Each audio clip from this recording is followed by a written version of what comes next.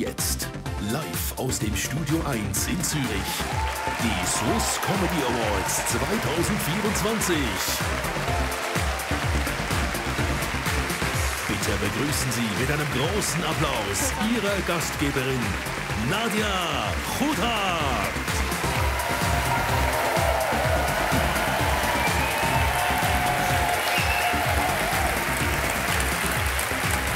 Einen wunderschönen guten Abend miteinander. Hallo liebes Publikum, hallo liebe Zuschauerinnen und Zuschauer die Heime. Herzlich willkommen, das sind Swiss Comedy Awards 2024. Dankeschön. Merci. Vielleicht ist Ihnen aufgefallen, ich habe das ja niemand an meiner Seite. Der Büssi hat ja keine Zeit gehabt. Und ja, jetzt haben sie mir die Show tatsächlich komplett allein zugetraut. Das ist für mich natürlich eine riesen Ehre, oder so eine Samstagabendkiste, das allererste Mal allein zu moderieren. Hallo. Also klar, ich habe mich schon ein bisschen durchsetzen, so ist es nicht. Also nur ein bisschen, das war absolut gar kein Problem für mich. Und ja, also ich... Nadia, was? Mach keinen Scheiß. Nein. Nadia, ja. Genau, ich mache keinen Scheiß, ich mache nur die Show. Sie sind abgeräumt von letztes Jahr und haben insgesamt schon 3 Swiss Comedy Awards gewonnen. Ich freue mich wahnsinnig, sind die 5 Männer heute da. Machen einen grossen Applaus für Bliss!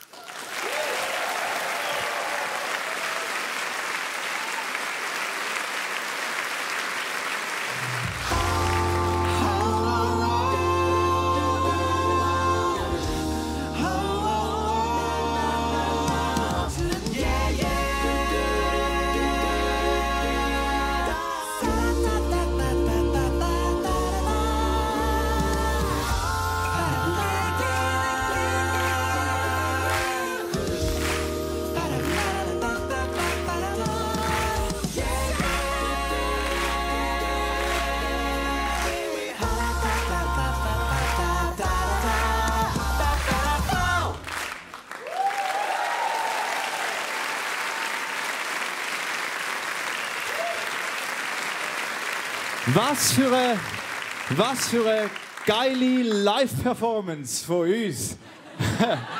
Im Fernsehen. Einmal live können singen.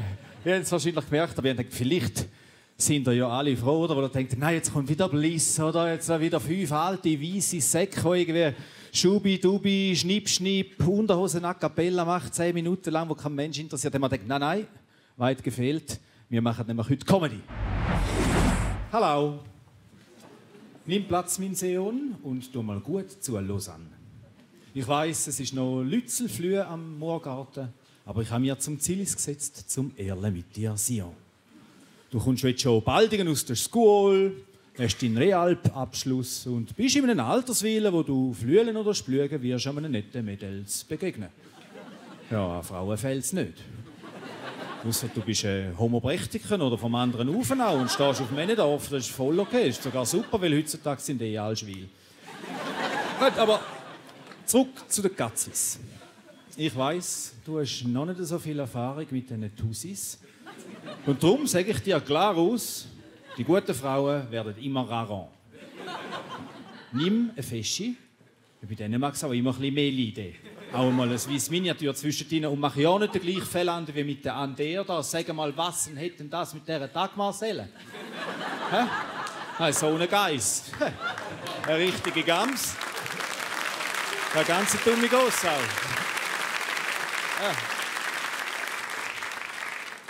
Hürenbitsch.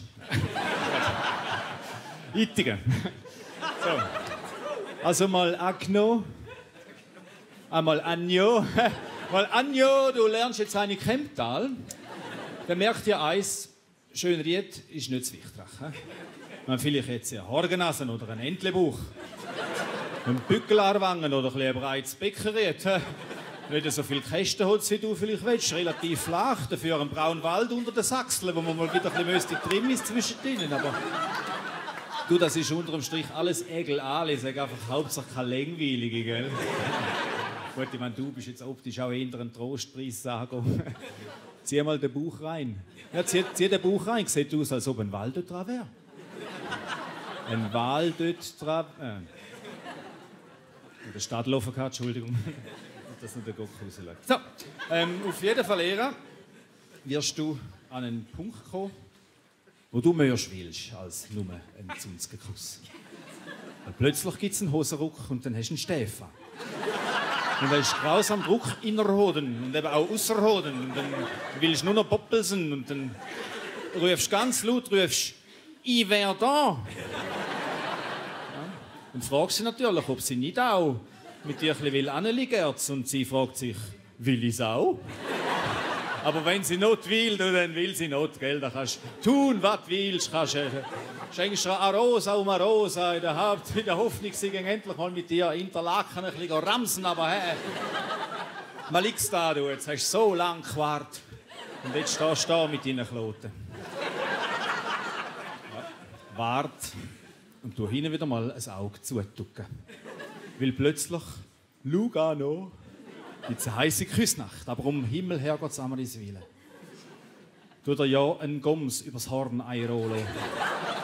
Wird jeder ein Gümmligen über den Alt St. Johann und schützt einen Grimsel beim Frick, weil es Ausbiber ist. Und er kommt so weit nach, dass du eines schönen Morgens plötzlich wirst einen Herzogenbuch sehen. Und 9 Monate später Bubikon und dann ist dann Rorschach matt und alles nur wegen einem guten Flums. Und da wäre ein Staat. Ja. Falls es denn so ist, dann haut man nicht einfach würdelos ab. Nein. Dann müsst ihr Eier haben. Santa Maria müsst Eier haben, weil so etwas wird sich grächen und ich wäre viele sauer und gebe dir Korwatschle rechts und links. Aber ich kenne dich. Du bist kein Bad Ragaz. Nein, du bist ein Bonaduz. Du bist nicht so ein Hurenkadenazzo wie der Ronco.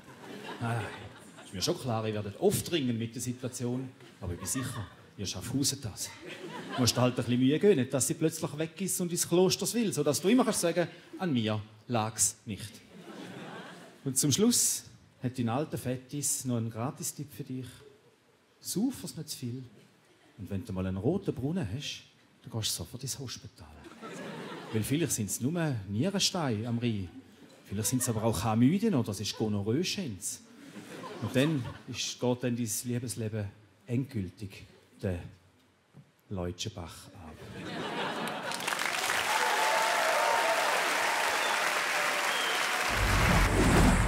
So, unser nächster Gast, meine Damen und Herren, hat vor 1,5 Jahren seinen Job als Jurist an den Nagel gehängt und hat sich damit für weniger Lohn, schlechtere Arbeitszeiten und gegen eine Eigentumswohnung an der Goldküste entschieden.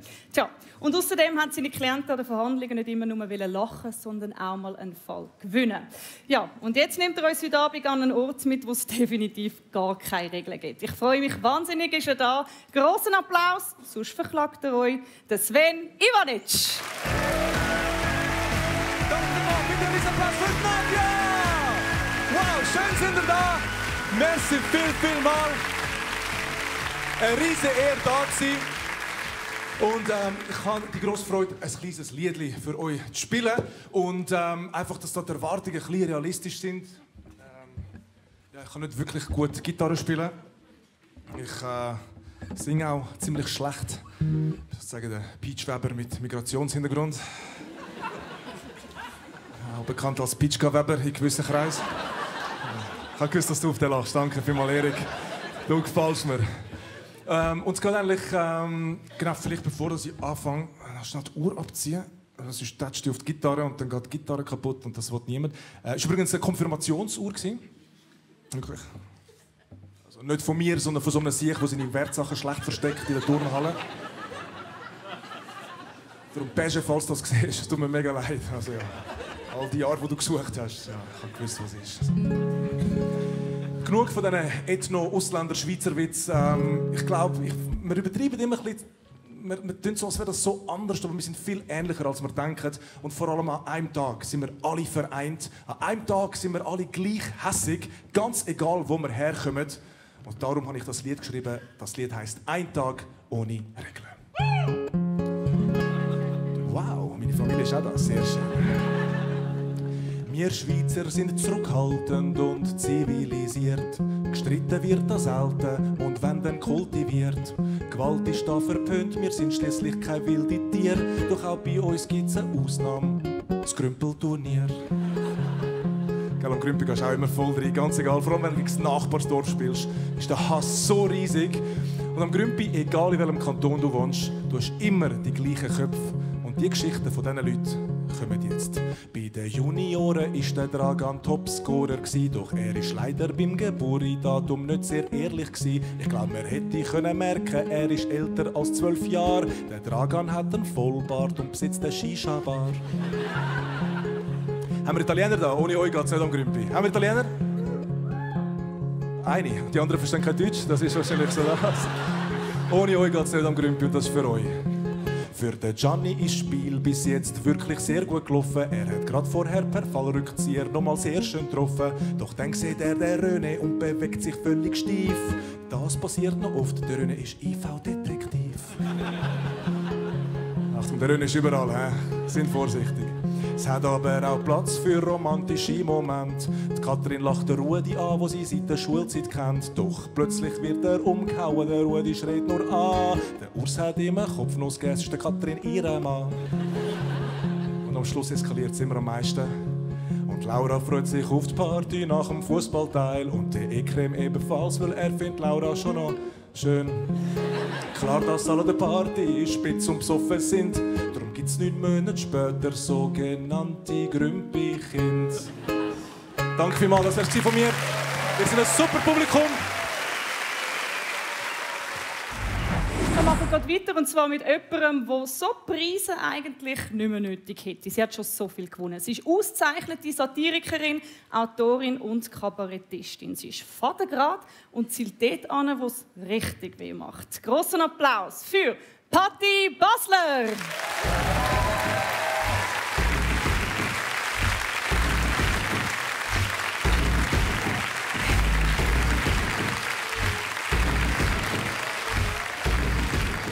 Ja, Swiss Comedy Award.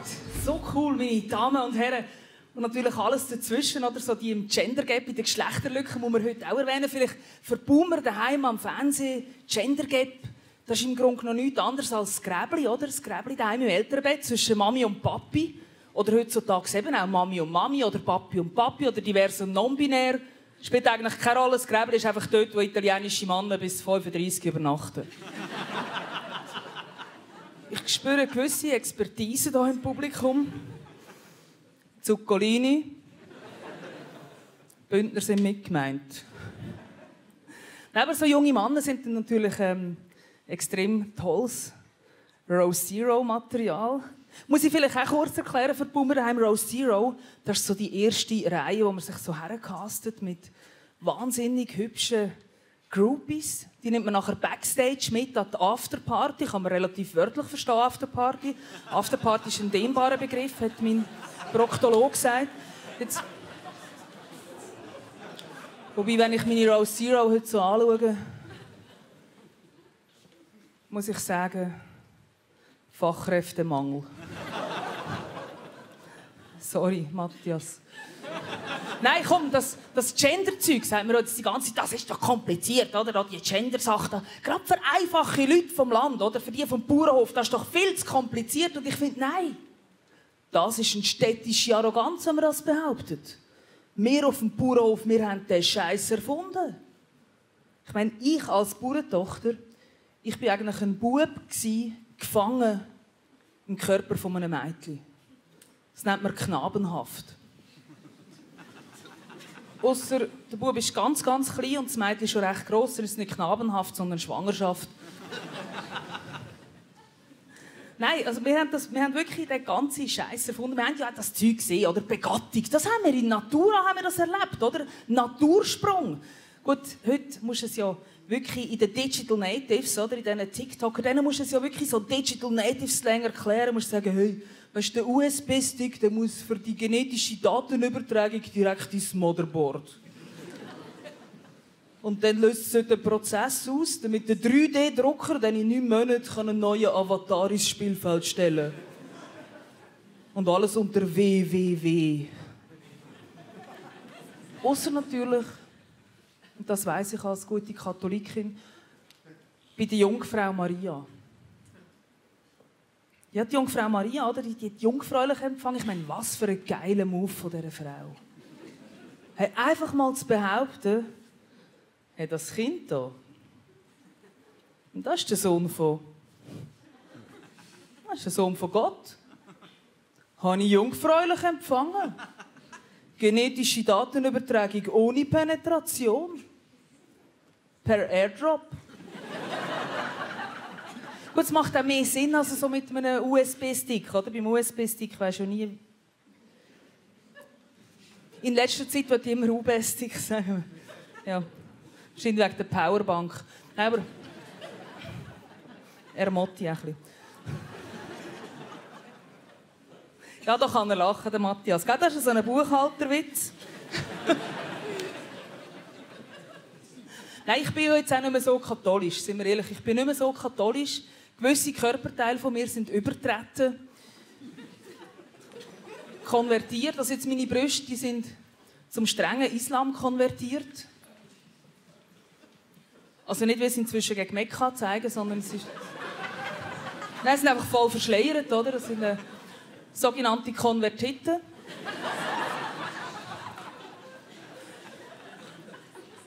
Ja, Jacqueline Badran hat gesagt, hey, los, Patti, gell, du bist heute am Fernsehen, geh nicht so unter die Gürtellinie. Geh nicht so unter die Gürtellinie.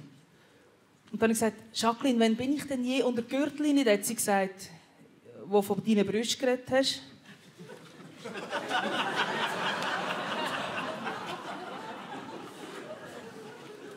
Dann habe ich gesagt, noch nicht, meine Liebe. Aber die Zeit arbeitet für dich. Nein, schau, wir sind wirklich modern. Auch auf dem Bauernhof, wir sind modern. Ich bin jetzt zum Beispiel vegan geworden. Also so im zwischenmenschlichen Nahverkehr. Ich meine, wenn ich jetzt hier von der Rose Zero so einen Toyboy nachher mitnehme. Hey Baby, sag mir nicht Stute. Sag mir Hafermilf. Die jetzt gelacht haben, haben verraten, dass sie wissen, was Hafer heisst. Die anderen gehen es googeln, aber nehmt den Inkognito-Modus, bitte. Nein, aber die ganze Sache, nur aufpassen wegen der Geschlechtskrankheiten. Oder? Geschlechtskrankheit, das tönt geschlechtskrank. Das tönt ja, als wäre der Putin schon einmarschiert, oder? Geschlechtskrank. Das kann man doch ein bisschen schöner sagen. Ich sage nicht Geschlechtskrankheit, ich sage Vogelgrippe. Ja, musst halt ein bisschen verhüten, oder? Ja. Bei gewissen, ich meine, gerade jetzt so verurteilte ehemalige Präsidenten von den USA, die hätten ja schon als Spermium mit Gummizellen gehört. Ein Geschlechtskrankheit. Das Geschlecht krankt doch vor allem daran, dass einfach ein Geschlecht immer weniger wert ist. Das ist doch das Problem. Ein Geschlecht ist immer weniger wert. Das habe ich wirklich schon als kleines Mädchen auf dem Bauernhof gelernt. Ein Geschlecht ist immer weniger wert. Ein Geschlecht ist gerade geschlachtet worden.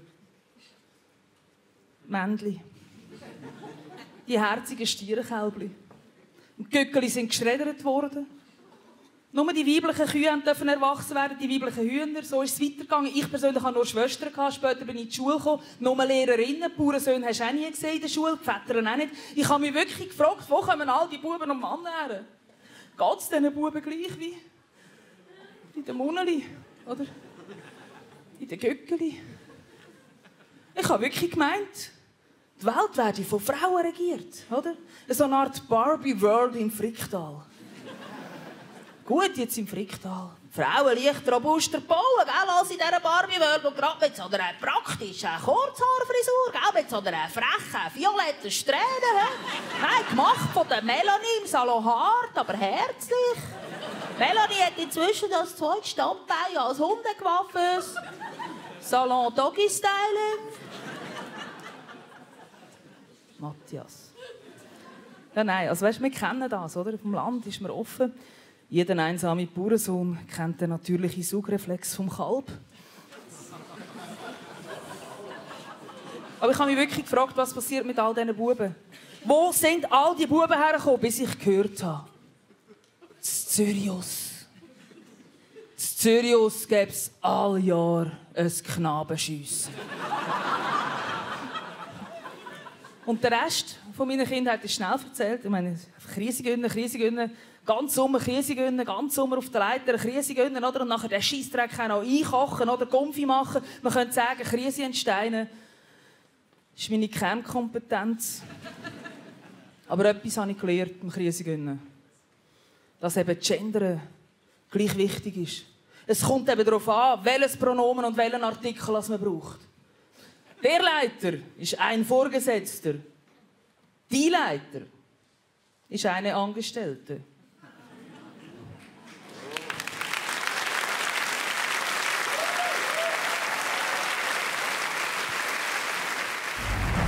Unser nächster Gast kommt aus Meligen. Kennt irgendjemand Meligen? Ja, okay, 1, 2. Ja. Das ist ein Dorf im tiefsten Aargau, hat plus minus so 6000 Einwohner, ein Turnverein, ein Waldreservat und wahrscheinlich ganz viele Menschen, die nicht Auto fahren können. Und ja, dort ist unser nächster Gast in einer kroatischen Familie aufgewachsen. Und mit dieser Ausgangslage könnte man Profifußballer werden oder eben Comedian. Und ich bin wahnsinnig froh, hat er sich fürs Zweite entschieden. Da ist der Joso Britza.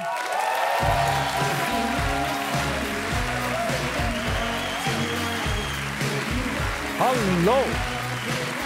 Hallo zusammen! Wow, hallo zusammen, hallo! Alter, ich habe gerade viel über Meligen gelernt, Mann. Danke. Ein Turnverein, das ist wild, Mann. Hallo zusammen. Ich bin zwar jetzt vorgestellt worden, aber ich habe so gelernt, dass man sich vorstellt, wenn man auf die Bühne kommt. Ich finde das mega anständig. Darum. Hallo, ich bin der Joso. Ich bin 32. Ich bin Komiker, Comedian, Stand-up-Comedian. Oder wie mein Vater gerne sagt, nicht mehr mein Sohn. Ja, kein einfaches Gespräch, ich sage euch ehrlich im Fall. So. Mein Vater erklärt, dass ich das als Beruf machen wollte, ist so ein bisschen tricky gewesen. Für den Kontext, meine Eltern kommen aus Kroatien. Also, ich komme aus Kroatien. Das wäre mega komisch, wenn ich nicht aus Kroatien wäre. So. Ja, sind wir ehrlich, Kroaten adoptieren nicht. So. Wir lesen. Das machen wir mega gerne. Sie können nicht das Kind zurückgeben nach 2 Jahren. Wo ist das Problem? Ist unfallfrei. Schlechte Kind, ich will bessere Kind. So. Und ja, jetzt bin ich offiziell Comedian. So, das ist jetzt mein Job. Und das Ding ist, die Leute fragen mich mega oft so, hey Joso, bist du nervös, weißt du, auf der Bühne? So, und nein, ganz ehrlich, nein. So auf der Bühne, ich fühle mich wohl da, das ist easy, da bin ich nicht nervös. Was mich nervös macht, ist der Weg. Das ist der Tod für mich. Ich denke nächtelang an den Weg. So, ganz ehrlich, ein falscher Schritt, bam, ich liege am Boden. Und mache irgend so ein Geräusch so, ah. Und das ist live, das schneidet niemand. Das kannst du nicht schneiden, ich stehe nicht einfach plötzlich da, so, hallo, so, nein. So, und dann sieht das jemand, lädt es auf TikTok und morgen gehe ich viral und bin jetzt Meme, Alter. Ich will kein Meme sein, Mann. Niemand will das Meme sein. Niemand steht auf und denkt sich, boah, ich wäre mega gern der, sorry, ich habe gespritzt. Nein, Alter. Nein, Mann. Oder der Stubenbesitzer. Nein, auch nicht der Hallo Vater. Niemand will das sein, Mann. Vor dem habe ich Angst, Mann. Das ist meine grösste Angst. Aber sonst liebe ich den Job, Mann. Ich liebe Comedian sein. Das ist der geilste Job auf dieser Welt. Ganz ehrlich. Es ist wirklich... So, sorry, wie sollte ich es nicht lieben? Das ist mein Job, das ist mein kleines Büro. So, und ich liebe es. Wie sollte ich es nicht lieben? Und ich stehe auf einer wunderschönen Bühne, in einem riesigen Saal beim SRF. Es wird live übertragen. Und im Publikum sitzen Menschen wie Doris Leuthard, Victor Jacobo und der Steve Merson, Alter. Bro, wo passiert das? In welchem Büro passiert das? Das passiert nirgends. Das passiert nur in meinem Büro, Mann. Und ich liebe es, Alter. Ich liebe es. Das ist der beste Job auf dieser Welt. Und ich sage das mega oft. Vielleicht aus dem Grund, weil ich noch nie einen geilen Job hatte. So. Ich habe wirklich nie im Fall. Nie. So, ich habe nie so etwas... Ein Job hat mir nie so etwas gegeben. Ich habe nie so etwas mitgenommen. Doch, ich habe oft Sachen mitgenommen. Das ist nicht... Oh, oft. Das ist nicht, aber so menschlich. Verstehst du, was ich meine? So, nie etwas mitgenommen. So. Schau, ganz ehrlich, so, das Beste an meinem letzten Job war Corona. Ja, ich meine es ernst. Ich habe in einem Büro geschafft, ich habe es gecast, jeden Tag war scheiße. Ich habe gar nicht gewusst, was passiert. Ich bin am Morgen ins Büro, laufe so rein und mein Chef steht in der Mitte und schreit, geht heim, nehmt alles mit. So fix, Alter. Bildschirm, Maus, Tastatur, Stuhl, Kaffeemaschine und ein Select-Automat auf dem Rücken. Hey, lass die Sekretärin los, du hast gesagt, alles mitnehmen. Nachher bin ich heim und wirklich gut gefühlt so. Niemand hat mir gesagt, dass ich arbeiten sollte. Ich habe gesagt, hä? Wo ist dein Laptop? Auf Tutti, Alter? Wo suchst du mal? So hast du Interesse? Sag mal. Ich liebe es, Mann. Es ist der beste Job auf dieser Welt. So. Und ich habe wirklich... Also weißt, es ist nicht so, als hätte ich es nicht probiert, einen coolen Job zu machen. Ich habe es wirklich probiert. Ich habe an so viele Orte geschafft. Ich habe mir wirklich Mühe gegeben. Und ich bin auch... Schau, ich bin kein guter Angestellter. Ich sage es, wie es ist. So. Mein Chef sieht das sehr wahrscheinlich, ich bin es nicht. Wir wissen es beide. So. Und das nicht anlügen, wir wissen es. Und ich würde mich auch nie selber einstellen. Nie. hä, sicher nicht. Aber ich probiere es. Ich habe es echt probiert. So, ich bin 3 Monate lang bin ich einfach wirklich mega ambitioniert, konzentriert. Ich kann mir so eine Zukunft in diesem Unternehmen vorstellen. Aber ich weiss nicht im Fall, so 3 Sekunden nach dem Probezeitgespräch leitet sich bei mir im Kopf so ein Schalter um und ich sitze dort und denke mir so, Bro, ich hasse euch alle. Wow, ich hasse dich, ich hasse das Gebäude, ich hasse unsere Kunden, ich hasse alles da drinnen. So, und ich habe mich schlecht gefühlt wegen dem. Ich bin heimgegangen, immer wieder den Job gewechselt und ich habe mich nicht gut gefühlt wegen dem. Weil ich sitze dort und mein Vater versteht das auch nicht und sagt, Joso, behalt doch mal einen Job, du hast so gute Job, schau, wie es mir geht. Ich arbeite 12 Stunden Schichten am Abend, in der Kälte draussen und verdiene viel zu wenig Geld. Und ich sitze dort und denke mir so, ja, Baba, Augen auf bei der Berufswahl, Bruder, ganz ehrlich. Also, Entschuldigung, ich war schon mal beim Ask. Vielleicht kannst du eine neue Karriere. Es ist echt ein geiler Job, Mann. So, du erlebst viele Sachen, du siehst viele Sachen. So. Und nach dem Swiss Comedy Award habe ich... Also, ich muss jetzt einfach sagen, das ist der beste Auftritt, den ich je bekommen habe. Das ist die schönste Anfrage, die ich bekommen habe. Ich bin in der Fadi auftreten. Kennt ihr Fadi? Das ist das Ding im Wald. Aber nicht so bei einem normalen Fadi, sondern so bei der Fadi, so beim Bundeslager von allen Fadis. Das ist so das Treffen von allen Fadis. Das ist irgendwie alle 25 Jahre. Dort waren 30'000 Leute. 3 an meiner Show, aber das war mir egal. Das war nicht wichtig. Wichtig war Fadi. Ich habe immer in Fadi als Kind. Ich habe das so cool gefunden. Ich habe gesagt, boah, die Schweizer machen so viel Zeugs im Wald, ich will auch. Aber wie soll ich meinem Vater erklären, dass ich in Fadi will, Mann? Das geht. Also, hä, du willst draußen schlafen und dein Essen über Feuer machen, Bro. Für was bin ich in die Schweiz gekommen, Alter?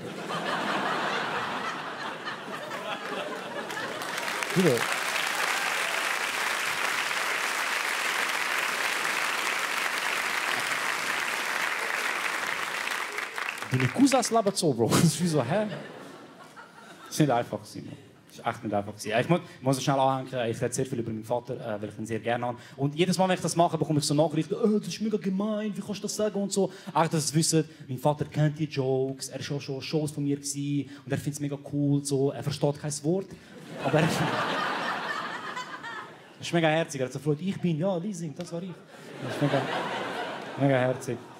Mega herzig. Und ich wollte es auch nochmal sagen, ich liebe den Job, Mann. So, und auch letztes Jahr habe ich so beim Tag gestanden und habe so den Award gewonnen und es war mega cool gewesen. Und irgendwie finde ich es so ein bisschen schade, dass es jetzt wieder vorbei ist. So ich bin jetzt nicht mehr das Talent. Aber irgendwie finde ich es auch cool. Es nervt mich ein bisschen, dass der Award heute länger ist als letztes Jahr. Das ist so ein bisschen das Ego-Ding bei mir.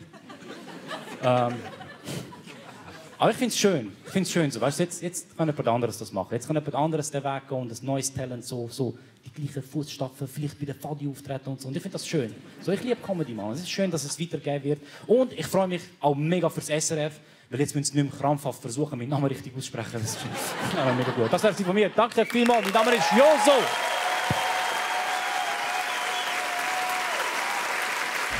Wir Schweizer sind ja bekannt dafür, dass wir Ausländer mit offenen Armen empfangen, oder? Dass wir sie lieb und tolerant behandeln. Nicht wirklich, oder? Sind wir ehrlich. Aber ein Zeichen dafür, dass man es als Ausländer bei uns in der Schweiz geschafft hat, ist, wenn man zum Beispiel mit dem Zirkusknie auf Tournee gehen darf. So wie unser nächster Gast die letzte Saison. Er ist einer der beliebtesten deutschen Komiker und lebt schon seit 12 Jahren hier in der Schweiz. Und ich freue mich sehr, dass er da ist. Grossen Applaus für den Kaya Jana!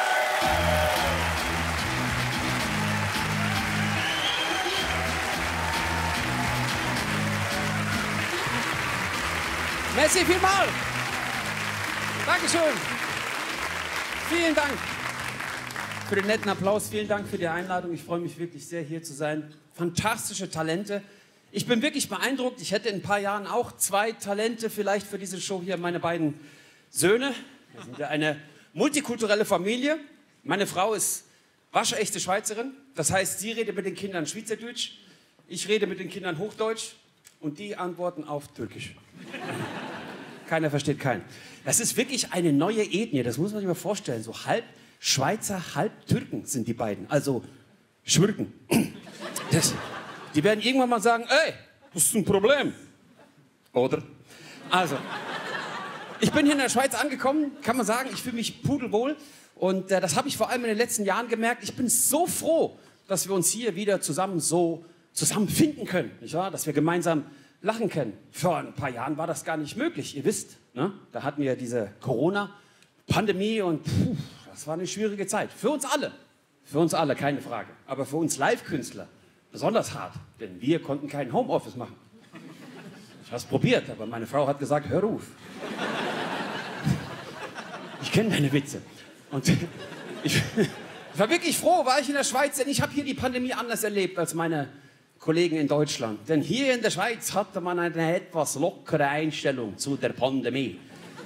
In Deutschland war es schon ein bisschen streng, da gab es harte Lockdowns. Und hier in der Schweiz, ja, kommt schon gut. Ja? Das hat man verschiedenen Sachen gemerkt, denn wer war damals? Ja, genau, das war hier in Deutschland Alain Berset. Alain Berset. Ihr könnt von ihm halten, was ihr wollt, aber sein Style, der war schon cool. Je m'appelle Alain Berset. Ich kümmere mich um ihre Gesundheit. Das war schon... Das war...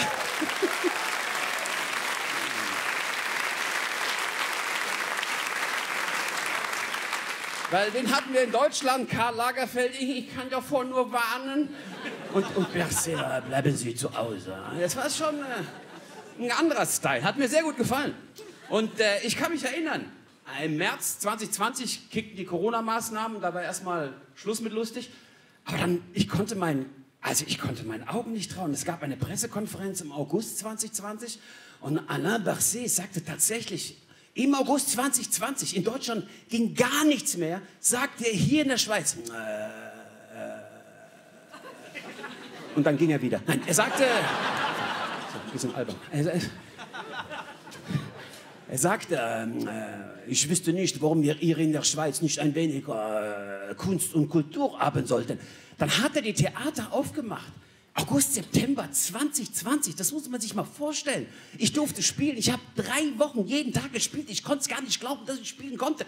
Meine Kumpels konnten es nicht glauben. Ihr kennt doch den deutschen Kollegen Paul Panzer. Den kennt ihr bestimmt, oder? Panzer, ich grüße Sie. Paul Panzer, genau. Ein Kumpel von mir und er rief mich an und er sagt, Kaya, was machst du? Und ich sagte, ich fahre zu einem Auftritt. Was? Ich fahre zu einem... Wir dürfen doch gar nicht spielen, wir haben Auftrittsverbot. Ich sagte, ja, aber ich darf spielen. Wieso darfst du spielen? Ich sage, ich spiele hier in der Schweiz. Man darf spielen in der Schweiz. Ich komme auch in die Schweiz. Sagte ich, nein, die mögen da keine deutschen Panzer. So, und jetzt...